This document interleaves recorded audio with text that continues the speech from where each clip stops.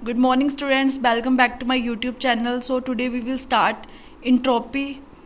Entropy तो हमने कल पढ़ लिया था कि इंट्रोपी क्या होता है, उसमें हमने सब पढ़ लिया था। ठीक है, आज हम पढ़ते हैं कि entropy is a state function Y.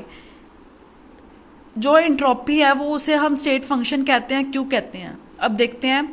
Because entropy depends upon final and initial state. Last video में मैंने आपको बताया था कि हम एब्सोल्यूट इंट्रोपी को नहीं बता सकते, उसको हम नहीं देख सकते। ठीक है, मतलब क्या है इसका कि जो इंट्रोपी है हम उसकी फाइनल और इनिशियल स्टेट को ही बता सकते हैं। इसलिए हम इंट्रोपी को क्या बोलेंगे कि ये स्टेट फंक्शन है, क्योंकि स्टेट फंक्शन कौन से होते हैं जो सिर्फ इनिशियल और फाइनल स्टेट पे डिपेंड करते हैं, वो पाथ पे डिपेंड नहीं करते। इसलिए इंट्रोपी क्या है, हमारा स्टेट फंक्शन है। ठीक है, इसका एग्जाम्पल देखो, आइस है, आइस की इनिशियल स्टेट मान ली हमने S1। ठीक है, इसको मेल्ट कर दिया, मतलब सॉलिड फॉर्म में ये लिक्विड फॉर्म में चली गई, तो इसकी फाइनल स्टेट क्या आ गई S2। S2 माइनस S1 क्या हो गया हमारा डेल्टा S। ठीक है, ये यहाँ पे क्या होगी, रैंडमनेस इंक्रीज हो जाएगी क्योंकि लिक्विड स्टेट में आ गई। ठीक है, अब ds is equals to D Q reversible by D T. पहले हमने क्या करा था, यहाँ पे delta S is equals to delta Q reversible by T. ये क्या है, एब्सोल्यूट टेम्परेचर।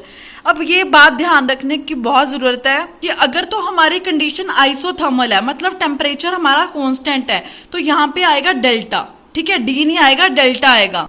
अगर तो हमारा टेम्परेचर कांस्टेंट है तो डेल्टा आएगा। अगर टेम्परेचर कांस्टेंट नहीं है, हमें गिवन नहीं है कि ये आइसोथर्मल कंडीशन है, देन हमारा यहाँ पे क्या आएगा, डी। मतलब डी का मतलब बहुत थोड़ा change. ds is equals to D Q reversible at by the T. ठीक है, अब इसके यूनिट देखो, इसके यूनिट क्या आएंगे, कैलोरी पर केल्विन पर मोल। ठीक है, ये इसके यूनिट है।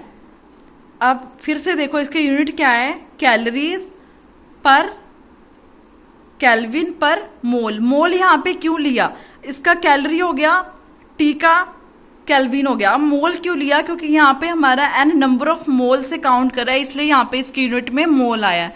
ठीक है, if heat measure in joules, ये तो हमारा हो गया केल्विन में। ठीक है, अगर हम हीट को जूल में लेके चलते हैं, नॉर्मल इसकी यूनिट क्या लेके चलते हैं, जूल, देन इसके यूनिट क्या होंगे, हमने जूल में ले लिया तो इसके यूनिट होंगे, पहले हमने कैलोरी में लिया था, अब जूल में ले लिया, क्या होगा, जूल पर केल्विन पर मोल। ठीक है, मोल मैंने आपको पहले बताया, यहाँ पे n नंबर ऑफ मोल्स। एक बात ध्यान रखना कि जो इंट्रोपी है हमारी वो क्या है, इंटेंसिव प्रॉपर्टी है। ठीक है, अब आती है हमारी मेन बात, entropy change in a reversible process and irreversible process.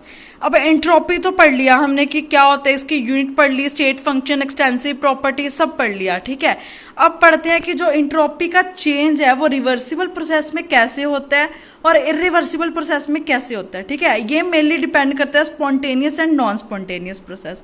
अब बात आती है स्पॉन्टेनियस प्रोसेस कौन से होते हैं और नॉन स्पॉन्टेनियस प्रोसेस कौन से होते हैं।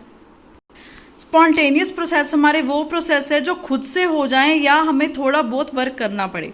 मान लो मैंने आपको पहले भी बार बार यही एग्जांपल दिया है कि हिल से वाटर नीचे को गिर रहा है, उसमें हम कोई काम नहीं कर रहे, बैलून से गैस बाहर आ रही है, उसमें हम कोई काम नहीं कर रहे। ठीक है, ये सारे हो गए स्पॉन्टेनियस प्रोसेस, मतलब हम काम नहीं कर रहे फिर भी वो प्रोसेस अपने आप से हो रहे हैं। ठीक है, नॉन स्पॉन्टेनियस प्रोसेस कौन से होते हैं, जो खुद से नहीं होते, हमें जबरदस्ती कराने पड़ते हैं।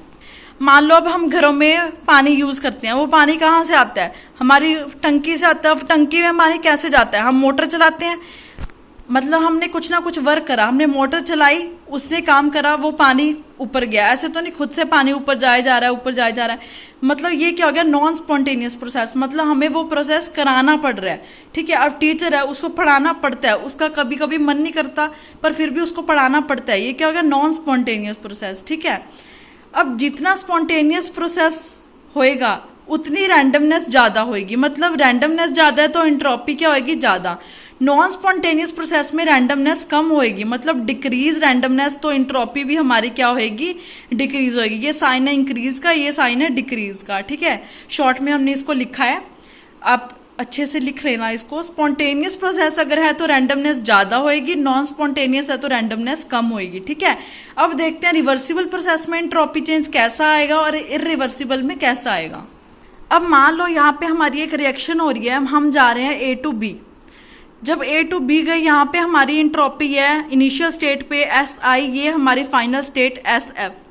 S F minus S I, ये क्या हो गया, डेल्टा एस मतलब चेंज इन एंट्रोपी। अगर तो ये हमारा रिवर्सिबल प्रोसेस है तो हमारी चेंज इन एंट्रोपी क्या आएगी, ग्रेटर देन जीरो, मतलब एंट्रोपी क्या आ गई यहाँ पे, पॉजिटिव आ गई। ठीक है, स्पॉन्टेनियस प्रोसेस है, रैंडमनेस ज्यादा है। ठीक है, एंट्रोपी क्या होगी, ज्यादा, positive, greater than zero, reversible, और रैंडमनेस ज्यादा होगी। तो ये क्या, कौन सा प्रोसेस हो गया, स्पॉन्टेनियस प्रोसेस। जब भी हमें कोई बोले कि यहाँ पे एंट्रोपी पॉजिटिव आएगी नेगेटिव आएगी, हम बोलेंगे भैया हम तो पहले प्रोसेस देखेंगे स्पॉन्टेनियस हो रहा है या नॉन स्पॉन्टेनियस हो रहा है। अगर तो ऑब्वियस सी बात है स्पॉन्टेनियस प्रोसेस है तो हमारी एंट्रोपी पॉजिटिव होएगी, अगर नॉन स्पॉन्टेनियस प्रोसेस है तो एंट्रोपी क्या होएगी, नेगेटिव होएगी। ठीक है, अब दूसरा प्रोसेस ले लिया हमने, पहले हम जा रहे थे ए टू बी, अब मान लो हम जा रहे हैं बी टू ए, प्रोसेस उल्टा कर दिया तो यहाँ पे क्या आएगा, इनिशियल माइनस फाइनल, एंट्रोपी क्या होगी हमारी, चेंज इन एंट्रोपी नेगेटिव। अब नेगेटिव है तो change in entropy less than zero, ये प्रोसेस कौन सा हो गया, नॉन स्पॉन्टेनियस प्रोसेस, क्योंकि एंट्रोपी नेगेटिव में है। अब नॉन स्पॉन्टेनियस प्रोसेस है तो ये हमारी रैंडमनेस ऑब्वियस ही बात है कम होएगी। ये हमने पहले ही पढ़ लिया कि स्पॉन्टेनियस प्रोसेस में एंट्रोपी पॉजिटिव और नॉन स्पॉन्टेनियस में हमारी जो एंट्रोपी है, चेंज इन एंट्रोपी, वो नेगेटिव आएगी। अब बात आती है रिवर्सिबल प्रोसेस की। तीसरा सिस्टम हमने ले लिया कि भैया ए टू बी तो हमारा प्रोसेस हो रहा है और बी टू ए भी हो रहा है, साथ साथ ये दोनों प्रोसेस चल रहे हैं, ए टू बी भी स्पॉन्टेनियस हो रहा है और बी टू ए भी स्पॉन्टेनियस हो रहा है। मतलब इसको हम क्या बोलेंगे, ये प्रोसेस रिवर्स हो रहा है, ए टू बी भी जा रहा है और बी टू ए भी जा रहा है। ठीक है, दोनों प्रोसेस साथ साथ हो रहे हैं। तो यहाँ पे हमारी एंट्रोपी चेंज क्या आएगी, हम इसमें कंडीशन लेके चलेंगे कि entropy change of the system. अब हमारा यहाँ पे सिस्टम भी आ गया और सराउंडिंग भी आ गया। अगर तो एंट्रोपी चेंज सिस्टम में हो रही है तो वो क्या होगी, delta S is equals to Q reversible by T. ये हमारा एंट्रोपी का फॉर्मूला हमने पीछे पढ़ा है, अगर आपने वो वीडियो मेरा नहीं देखा तो आप डिस्क्रिप्शन में इसका लिंक मिल जाएगा, पहले आप वो वीडियो देखो एंट्रोपी का, वहां पे आपको अच्छे से समझाया एंट्रोपी का ये फॉर्मूला कैसे आया। ठीक है, अब दूसरा हमने ले लिया सराउंडिंग। अब सराउंडिंग में एंट्रोपी क्या, यहाँ पे हीट क्या हो रही है हमारी, बताओ। अगर पॉजिटिव आता है तो हीट क्या होती है, एब्जॉर्ब और रिलीज। ये आपको पता होना चाहिए कि जब हमारी हीट एब्जॉर्ब हो या रिलीज हो तो पॉजिटिव साइन आता है या नेगेटिव। ठीक है, उससे बेस के ये पॉजिटिव नेगेटिव साइन मैंने लगाए हैं। ठीक है, एंट्रोपी चेंज अगर सराउंडिंग में हो रही है तो यहाँ पे हीट क्या हो रही है हमारी, नेगेटिव आएगी, क्योंकि यहाँ पे हमारी हीट हो रही है, हीट का लॉस हो रहा है, मतलब हीट यहाँ पे हमारी रिलीज हो रही है, यहाँ पे हमारी हीट एब्जॉर्ब हो रही है, एब्जॉर्ब हो रही है तो पॉजिटिव, सराउंडिंग में हमारी हीट का लॉस हो रहा है, रिलीज हो रही है तो नेगेटिव। ठीक है, अब हम टोटल सिस्टम देखेंगे, टोटल क्या आएगा, सिस्टम की हीट, यहाँ पे मतलब सिस्टम की एंट्रोपी और सराउंडिंग की एंट्रोपी, दोनों को प्लस करा इज इक्वल्स टू जीरो, क्योंकि ये क्या है पॉजिटिव में, ये क्या है नेगेटिव में, मतलब टोटल एंट्रोपी यहाँ पे क्या आ गई हमारी, जीरो आ गई।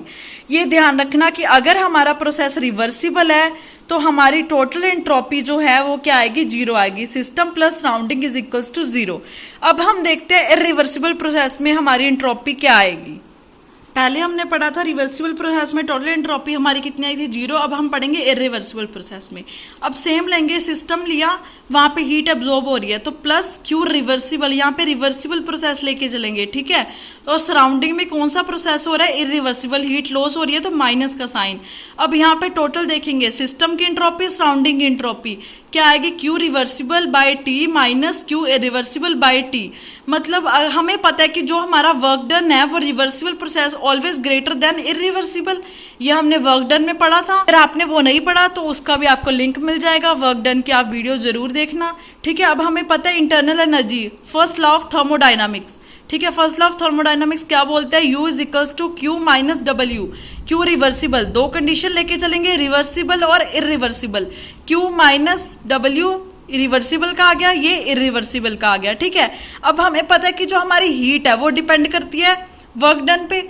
अब वर्क डन रिवर्सिबल कंडीशन में ग्रेटर है तो हीट भी ऑब्वियस ही बात है रिवर्सिबल में ग्रेटर आएगी। ठीक है, अब इसके नीचे हमने टी लगा दिया, ये क्या बन गई हमारी एंट्रोपी का फॉर्मूला बन गया। ठीक है, अब ये क्या आ गई, एंट्रोपी सिस्टम की, सिस्टम में हम रिवर्सिबल लेके चले, ये क्या आ गई, इरिवर्सिबल। ठीक है, अगर हम इन दोनों के बीच में प्लस लगा दें, ठीक है, तो ये क्या हो जाएगी, ग्रेटर देन और इक्वल टू जीरो। समझ में आ रहा है मैं आपको क्या बता रही हूं, कि जो हमारा रिवर्सिबल प्रोसेस था वहां पे हमारी टोटल एंट्रोपी क्या आई थी, इज इक्वल्स टू जीरो, पर यहां पे हमारी जो टोटल एंट्रोपी है वो क्या आ रही है, ग्रेटर देन और इक्वल टू जीरो। यही फर्क है रिवर्सिबल और इरिवर्सिबल प्रोसेस में। रिवर्सिबल में टोटल एंट्रोपी क्या आई है ग्रेटर देन जीरो, और रिवर्सिबल में टोटल एंट्रोपी क्या आती है हमारी जीरो। ये किस पे डिपेंड करती है एंट्रोपी? रैंडमनेस पे। ठीक है, इसका मतलब क्या होता है? रैंडमनेस। इसकी डेफिनेशन मैंने लास्ट वीडियो में आपको अच्छे से समझा रखी है। ठीक है, और ये बेस किस पे है? स्पॉन्टेनियस प्रोसेस और नॉन स्पॉन्टेनियस प्रोसेस पे। स्पॉन्टेनियस अगर होगा तो रैंडमनेस ज्यादा होगी, तो एंट्रोपी ज्यादा होगी। अगर नॉन स्पॉन्टेनियस होगा तो रैंडमनेस कम होगी, एंट्रोपी भी कम होगी। ठीक है, ये आप ध्यान से पढ़ना। कोई भी प्रॉब्लम हो आप कमेंट में पूछ सकते हो। ठीक है, अगर आप चैनल पे नए हो तो प्लीज मेरे चैनल को जल्दी से सब्सक्राइब करो। Thank you so much.